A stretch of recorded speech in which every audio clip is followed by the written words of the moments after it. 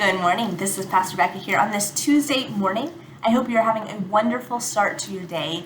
I want to share a word from the Lord with us this morning from Psalm chapter 78, and we will be reading verses 1 through 8.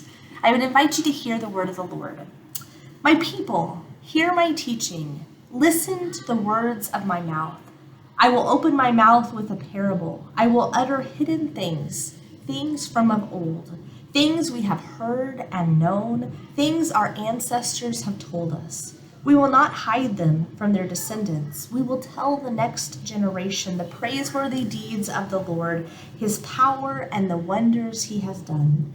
He decreed statutes for Jacob and established the law in Israel, which he commanded our ancestors to teach their children, so that the next generation would know them, even the children yet to be born, and they, in turn, would tell their children. Then they would put their trust in God and would not forget his deeds, but would keep his commands. They would not be like their ancestors, a stubborn and rebellious generation whose hearts were not loyal to God, whose spirits were not faithful to him.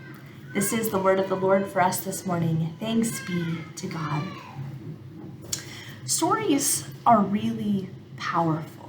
Stories capture our imagination. They shape and they form us in ways that perhaps we're not even fully aware of. Stories in ancient Israel held a very important role in the life of the community, in the life of the family.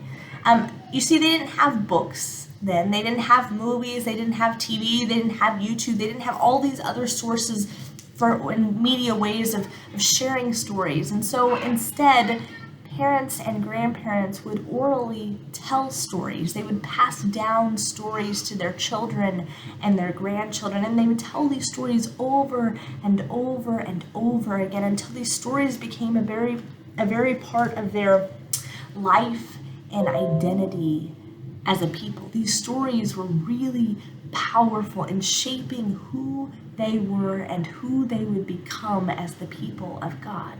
If you look throughout Scripture, there is command after command after command given by God to the people of Israel that they are to pass down these stories of God's miraculous deeds, of God's faithfulness from generation to generation. It's an intentional part of the discipleship process. If they fail to pass down these stories, then these stories just might be forgotten.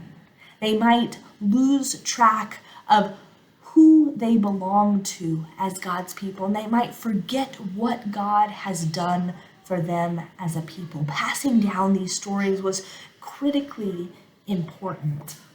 And I think it's the same for us today.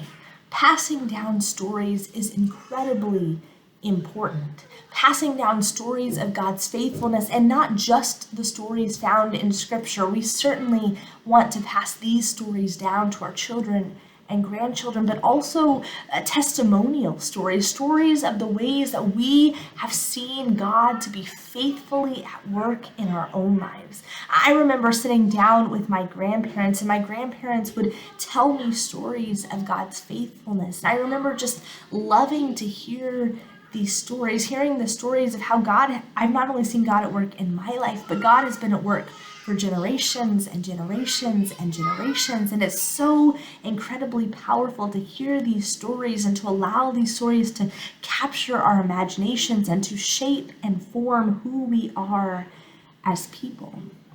And notice here in Psalm 78 that they're not just telling the stories for the purpose that the children and grandchildren and great-grandchildren would remember the good and faithful deeds of the Lord, but so that their children and grandchildren and great-grandchildren and the generations to come, even beyond that, would be faithful in a way that they had not been faithful.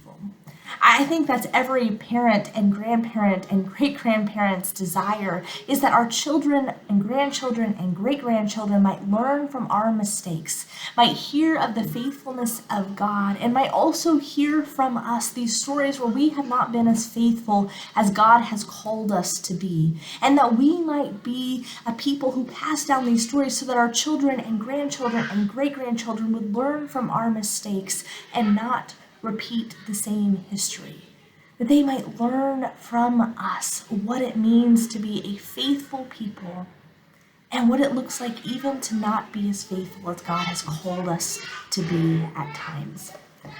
Now, when we think about passing down these stories in the church today, oftentimes what we think about is, oh, that's the parents' or the grandparents' job, or that's the Sunday school teacher's job who teaches the children or the teens. They're the ones that have the primary duty of passing down these stories from generation to generation. And sometimes if we don't find ourselves fitting in those categories, we wonder, well, what is our role? Who am I supposed to be passing down these stories to? Do I still have a responsibility to be passing down these stories?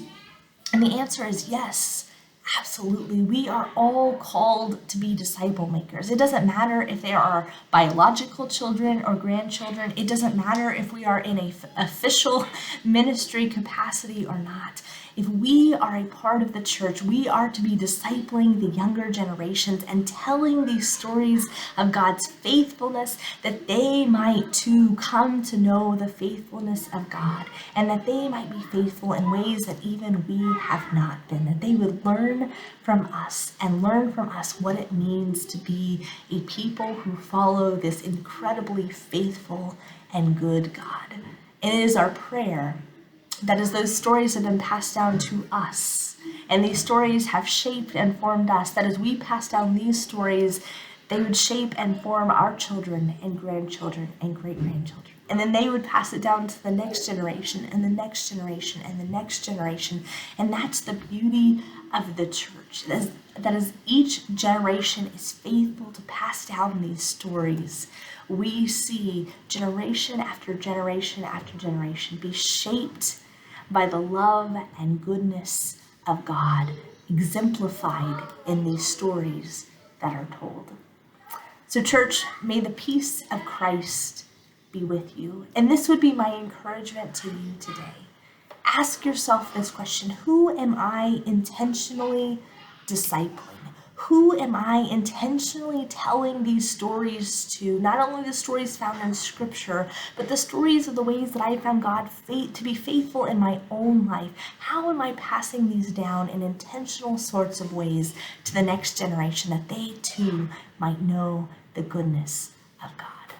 Go in God's peace today. Blessings.